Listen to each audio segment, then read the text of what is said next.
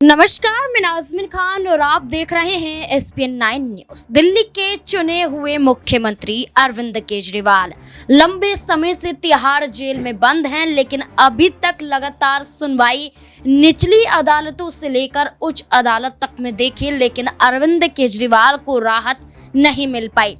ED मामले में Delhi Rouse revenue court से अरविंद केजरीवाल को राहत तो मिली थी, लेकिन ईडी अधिकारियों ने इसको चुनौती देते हुए दिल्ली हाई कोर्ट का दरवाजा खटखटाया था, जिसके बाद दिल्ली हाई कोर्ट में भी अरविंद केजरीवाल को लेकर सुनवाई की तारीख सिर्फ और सिर्फ आगे बढ़ती हुई नजर आई।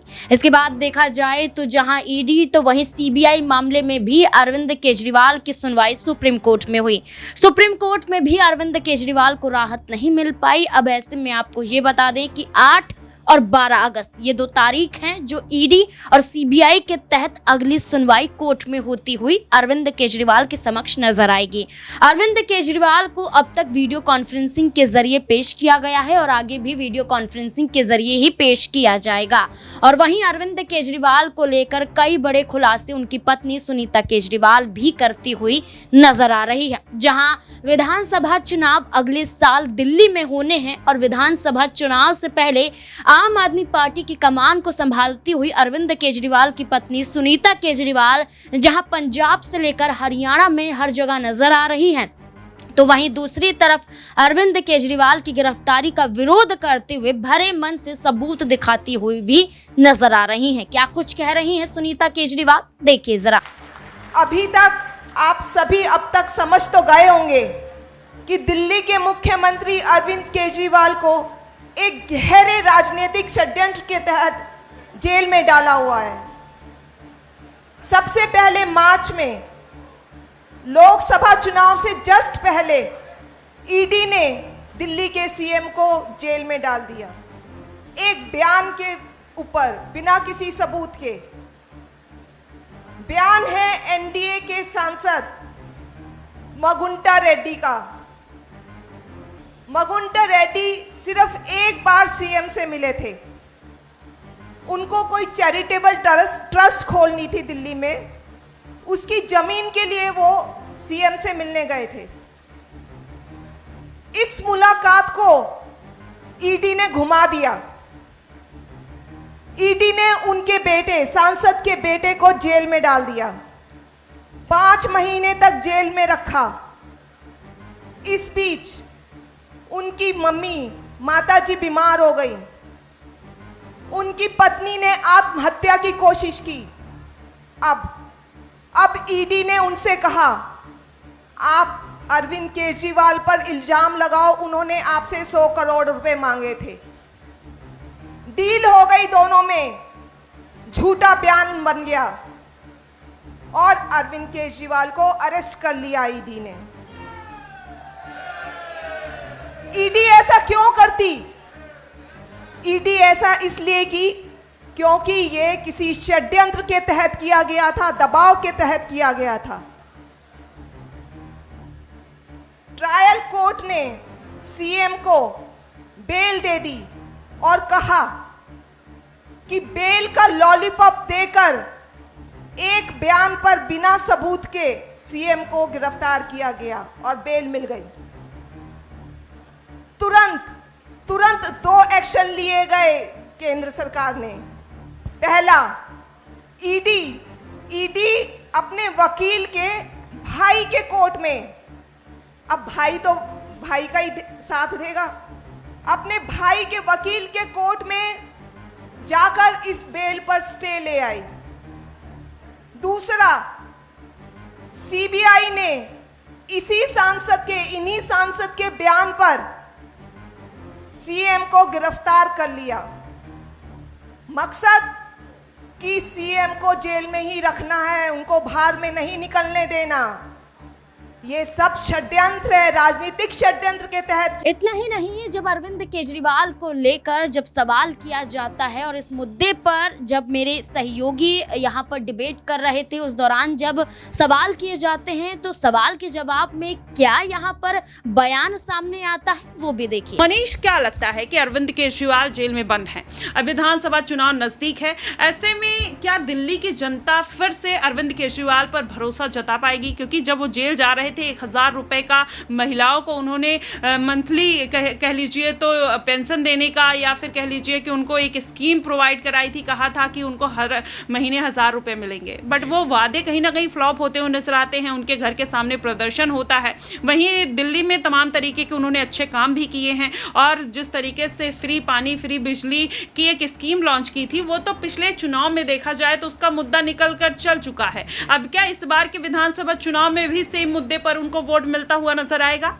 जी बिल्कुल माही, देखिए जिस तरीके से दिल्ली के अंदर अरविंद केजरीवाल की आम आदमी पार्टी ने बहुत ही कम समय में अपनी राजनीतिक पकड़ जो है काफ़ी मजबूत बना के रखी है, लेकिन देखा जाए तो दिल्ली के अंदर भारतीय जनता पार्टी की जो केंद्र सरकार है, या यूँ कहें कि दिल्ली के अंदर जो राज्यपाल हैं, वो कहीं ना कहीं अरविंद केजरीवाल और आम आदमी पार्टी की मुश्किलें खड़ी करते हुए नजर आते हैं। लेकिन देखा जाए तो आम आदमी पार्टी के तमाम नेता भी इस पर पलटवार करते हुए अक्सर नजर आते रहते हैं। और ऐसे में जब देखा जा रहा है शराब नीति मामले में लंबे अरसे से केजरीवाल के ऊपर कार्रवाई चल रही है, और ईडी सीबीआई जो है यहाँ पर तमाम सबूत और यहाँ पर गवाह ऐसे पेश करती हुई नजर आ रही हैं कि अरविंद केजरीवाल लंबे अरसे से फंसते चले जा रहे हैं। ईडी मामले में तो हाल ही में उनको यहाँ पर रियायत मिलती हुई नजर आई, लेकिन देखा जाए तो सीबीआई का मामला अभी भी चल रहा है। 29 तारीख को जो सुप्रीम कोर्ट ने फैसला सुनाया है, उसमें अब 7 तारीख उनको अगली तारीख दी गई है, जिस पर अब दोबारा सुनवाई होगी इस मामले को लेकर। और ऐसे में सीबीआई को ये टाइम दिया गया है कि आप इतने समय में जो भी सबूत जुटाना चाहते हैं, जो भी गवाह जुटाना चाहते हैं, वो तमाम चीज़ें यहाँ पर लेकर आ सकते हैं, और ऐसे में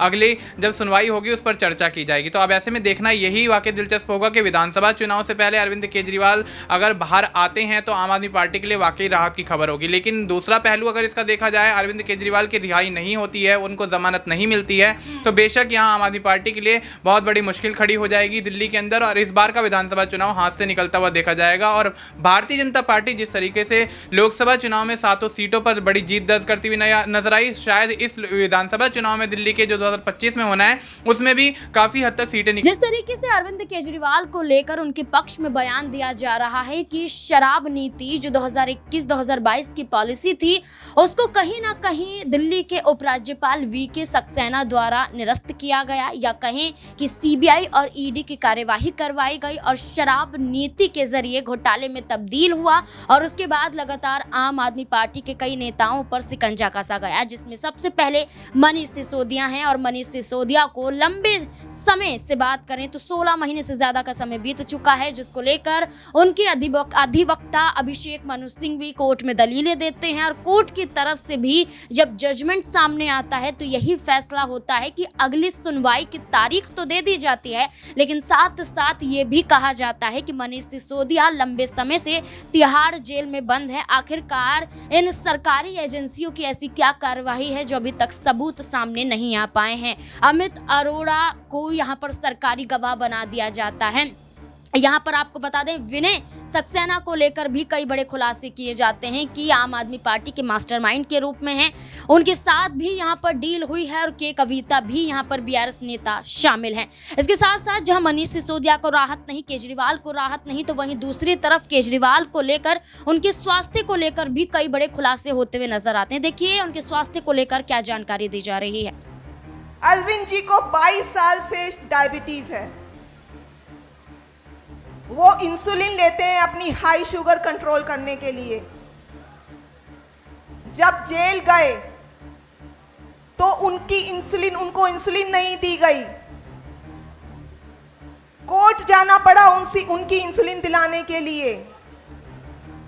इसका मतलब क्या हुआ? षड्यंत्र के तहत उनकी बीमारी को नजरअंदाज किया गया। अरविंद जी के हाथ पर एक सेंसर लगा हुआ है, ये रीडर है, रीडर। इस रीडर से, वो सेंसर से रीडिंग लेते हैं, जिससे शुगर का लेवल पता चलता है कि उनके शरीर में शुगर का क्या लेवल है। और इसी रीडर में ग्राफ बनता रहता है। वो ग्राफ है इस तरह का, पूरा ग्राफ बनता है जिसमें पूरे दिन की शुगर लेवल रिकॉर्ड हो जाती है कि किस समय क्या शुगर लेवल था। आमतौर पे अगर 70 से नीचे शुगर जाती है तो पेशेंट को कपकपाहट होती है, घबराहट होती है, पसीने छूटते हैं। ये सब लो शुगर के सिम्टम्स हैं। घर में 5-6 महीने में कभी होता है ऐसा है मुख्यमंत्री को, तो हम तुरंत उन्हें संभालते हैं, उन्हें कुछ मीठा देते हैं जिससे उनका शुगर लेवल आ जाए। अभी कुछ दिन पहले ही हमें पता चला कि जेल में तो उनकी लगातार शुगर डाउन है, 5 बारी 50 से नीचे गई है रात में सोते हुए। जाको राखे साइयां, मार सके ना कोई।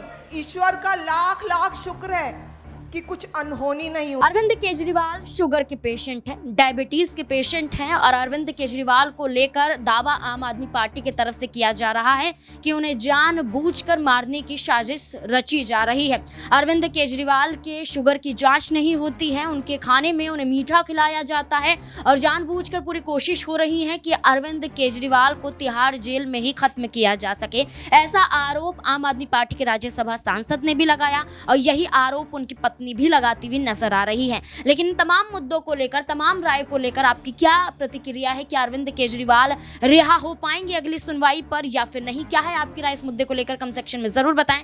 देखते रहें SPN9 न्यूज़। धन्यवाद।